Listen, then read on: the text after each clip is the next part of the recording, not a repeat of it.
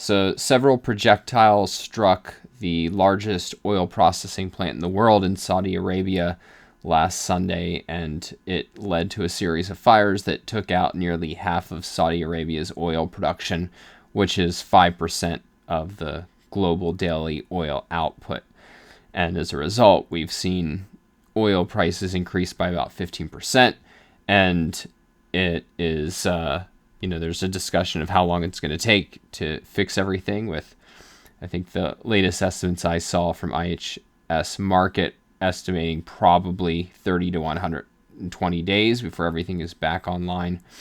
And, there's a risk that it could be even larger. The Trump administration has blamed the attack on Iran, with the Secretary of State, Mike Pompeo, saying that it was an unprecedented attack on the world's energy supply.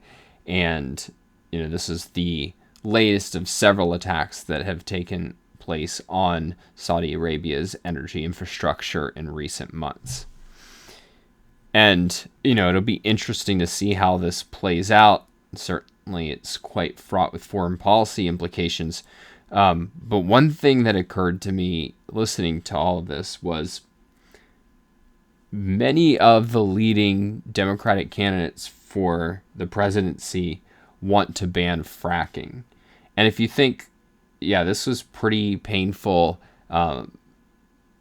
given the fact that we have a massive contribution to the worldwide oil supply from the United States.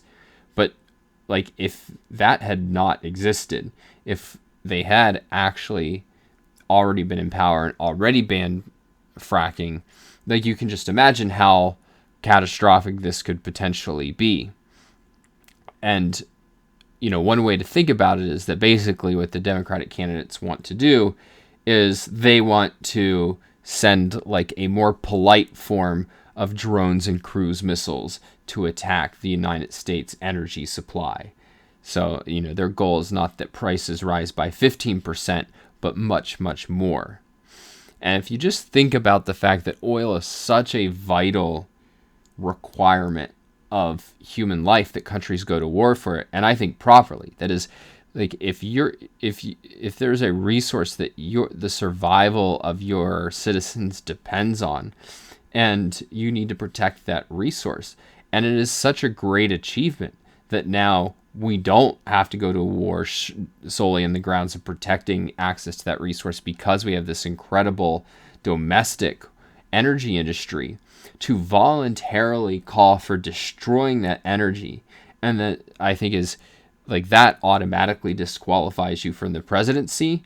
And that is even setting aside just the catastrophic effect it would have on the lives of your citizens. But just from a security perspective, that we would want to leave our access to energy in the hands of these very unstable and often unfriendly countries, I think is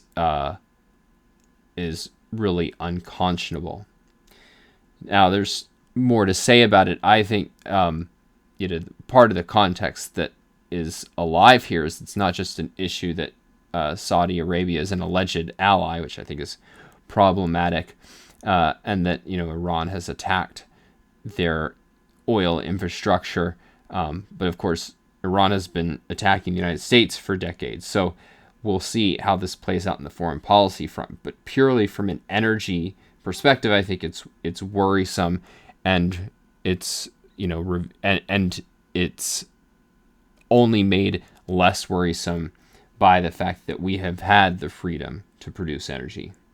Steffen, have you followed this story at all? Yeah, but I just want to make a more general point, because the discussion often then goes oh, we are so dependent on foreign oil, and even if we are not, this sort of impacts our domestic oil and energy prices, and it's a constant threat, and that's another reason why we should get off oil and gas. But it's not other energy technologies wouldn't be vulnerable to things like that, right? So Iran has previously threatened to shut down an important oil trade route through its local waters, the coastline. And other technologies are also complex and require international trade. So it's not like the United States or Pax Americana, or however you want to call it, the hegemonial role of the United States would vanish if you could find something that actually replaces oil.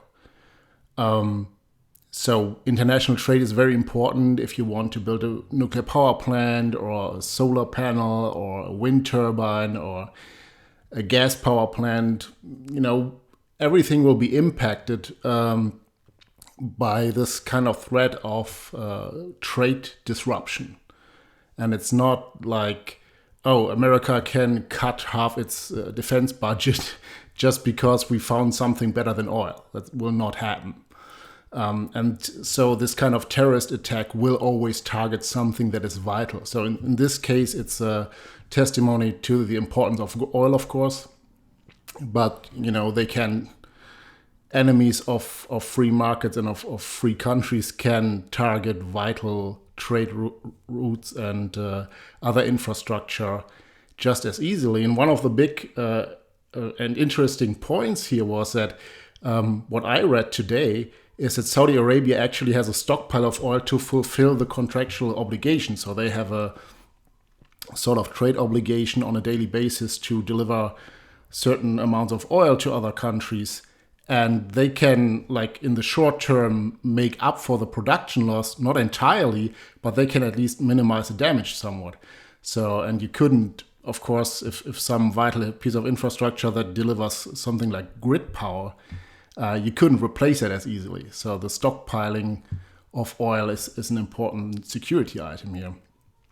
And one more point, just imagine how great it would be if some other players in the global oil market would be as free as the United States, notably Venezuela, the country with the largest oil reserves on the planet, which has seen a massive decline recently because of the unfree or anti-freedom policies implemented there. So the diversification would be a great strategy as well. Yeah, I think there's a mistake that's often made to equate desiring energy security, which I think is a legitimate value, with desiring energy independence. Whereas what you want is a division of labor and you want free trade with friendly countries.